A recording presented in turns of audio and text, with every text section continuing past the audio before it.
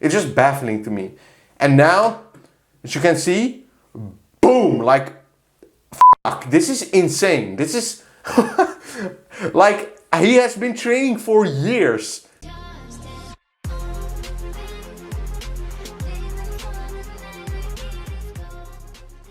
What's up guys, Freddy here from wolfphysique.com, and today, this is a very special one guys. Some of you wolves actually sent me your cycle in detail. How you felt, how much muscle he gained, how his nutrition was, what compounds did he use, what side effects did he experience. In this video, I will go through it, show you the results, everything in detail. This guy, he did not do any training beforehand, alright? So he was detrained. This is how he looked before. And guys, the results, I'm just not gonna talk. I'm just gonna read it up for you. I did not really read it completely because I just wanted to do my raw reaction.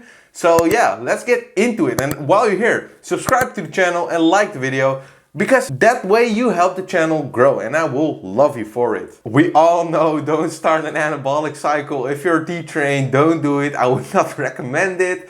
But this guy has balls. He just sent it to me. Don't judge the guy. It's just very interesting to see. He knows it himself. He actually told me he could do this natural as well, but it's very interesting nonetheless. So don't roast him in the comments, go easy on him. He was not fat or something like that, but he just didn't look like he lifted. Okay, so let's go over his stats. His stats are, he's 25 years old, first of all. He has been in decent shape multiple times in his life with a visible six-pack. Before the cycle, he was 69 kgs, it's very light. And he was around 20% body fat. Alright, week 1 of 12, he took Trinable, 20 to 40 milligrams, 1 hour before the gym as pre-workout. This made me stay in the gym up to 3 hours a day. At week 1, he started testosterone annotate starting at 400 milligrams a week, injected every 3.5 days. I also always recommend my clients to just split out the dosages like 3 times. What would even be better every day, but who likes spin every day? It's not really that necessary, but nonetheless. And he slowly increased to 600 milligrams the last 2 weeks. Wish I would go down in milligrams in the end so I would crash less after the cycle would end. When you're doing your first cycle, guys, which I do not recommend, I'm no doctor, but do not do any kickstart. Back in the days, there was a hype. You had to do a kickstart, do the Trinable or the Dianable. No, I would recommend just to use a compound that your body is familiar with, like testosterone. And for your first cycle, you do not need to bump it up to 500 or 600. You do not know how you can react to it. Some people are so estrogen sensitive that 200 milligrams, they could see gynecomastia from it.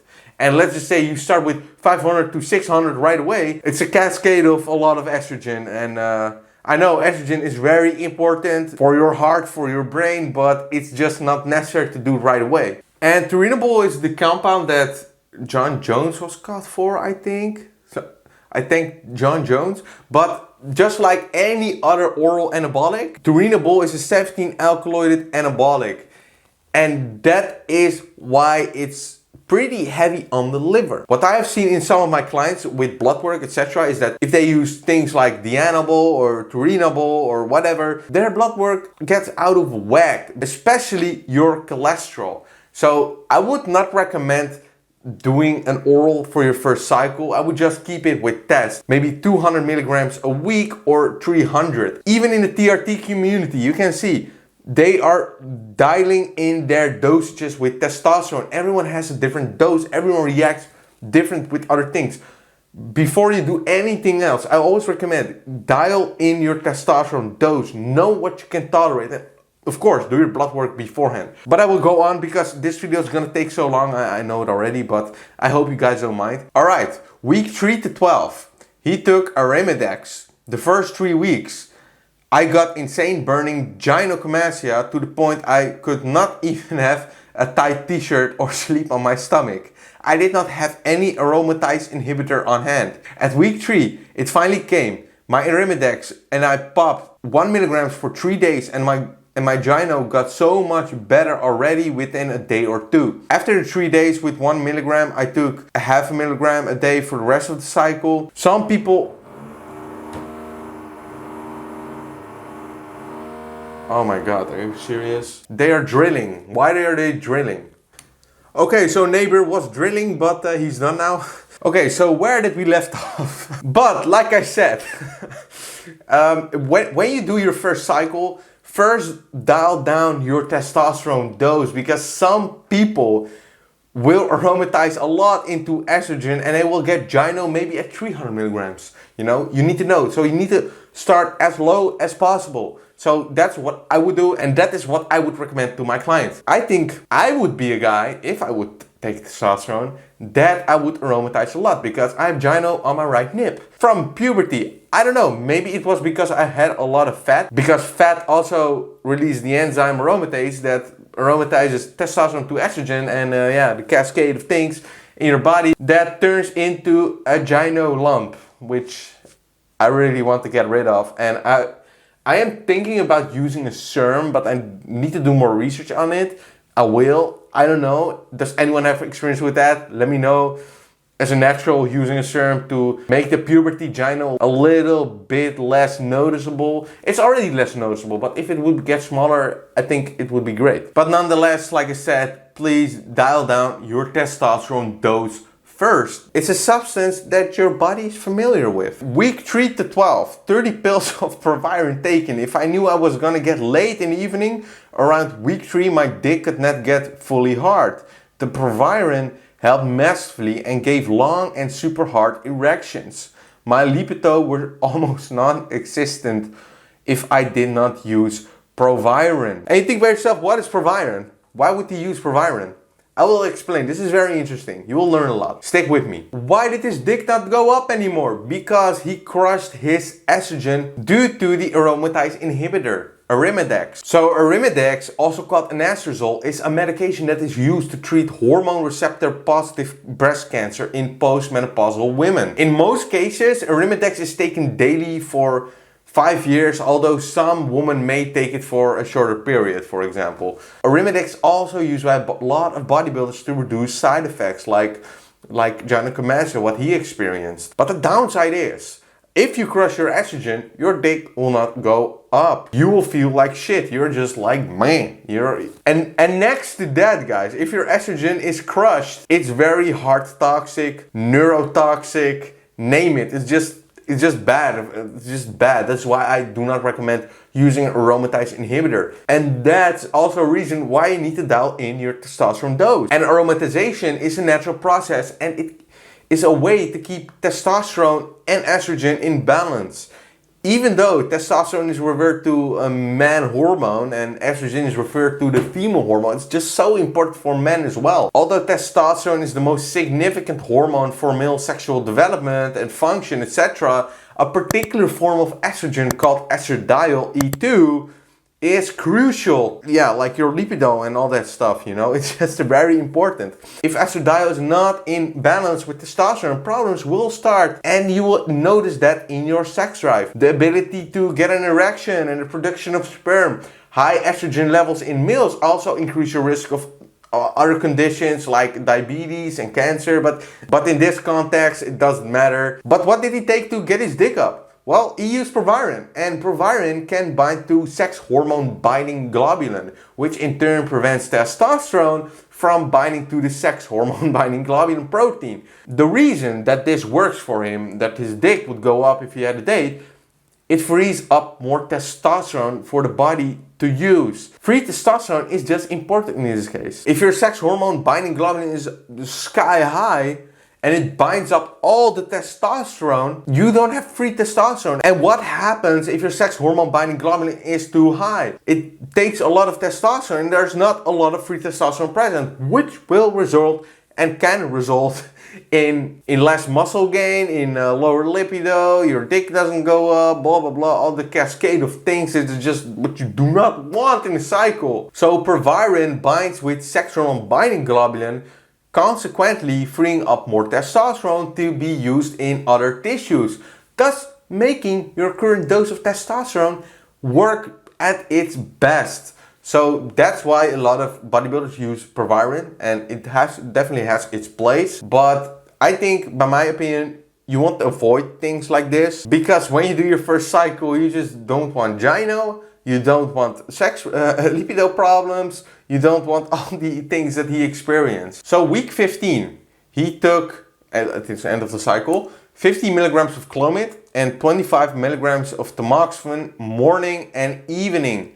1 week of PCT. My PCT was supposed to last longer, but tamoxifen and Clomid makes me feel horrible. I'm talking migraine and hot flashes all the time. So I stopped after 1 week of PCT and instantly felt better. If you would do a PCT, I recommend just to take one, and specifically tamoxifen and Novadex, and not Clomid, because Clomid can result in night blindness. It's just things like that. I also critiqued Merijn, his post-cycle therapy. He took Clomid, tamoxifen and HCG, if I'm right, at the same time. This is something you do not want to do. If you want to know more about that, watch it here. But yeah, he stopped after 1 week of PCT and instantly felt better. So his training, he trained 6 to 7 times a week, 2 to 3 hours daily. I trained progressive overload every single day with new PR almost every day. Started with 20 kg dumbbells chest press and ended up with a chest press with dumbbells with 38 kilogram dumbbells. Each workout consisted of 3 sets and 1 set was lighter. Here's an example with dumbbells chest press. First set was 30 kgs, 15 to 18 times. The second one was 34 kgs, 12 times. Third one was 38 kilograms, 10 times. I do 3 minutes of rest on my phone stopwatch between each set, so he really took it serious. I hate tracking my time during my workout. I just wait until my heart rate is lower and just rest it, and then I go hard again. Sometimes with things like my back, I can really go faster and harder. With my chest, I really need a lot of time, like resting, you know. Started out doing chest and leg press machines is what I trained the most, but I focus on all the muscle groups. Started out doing 150 kg on leg press and ended up at 10 times 3 sets of 400 kgs. Impressive. Nutrition was a normal day for me. 10 egg whites and 1 normal scrambled egg for breakfast with 400 grams of baked beans. Whey protein shakes with water, oat or almond milk 2 to 4 times a day. Dinner, 2 homemade beef burgers with 3 to 7% fat meat. Rice snacks and salad I eat throughout the day when I get a little hungry. Other days I would meal prep and make 1 kilogram of chicken, lots of rice, 1 kilogram of mixed vegetables, put into 5 boxes for the whole day. This was a question I asked him when we talked about the cycle, and he sent it to me. How did testosterone change his brain? Because I'm just always curious for that.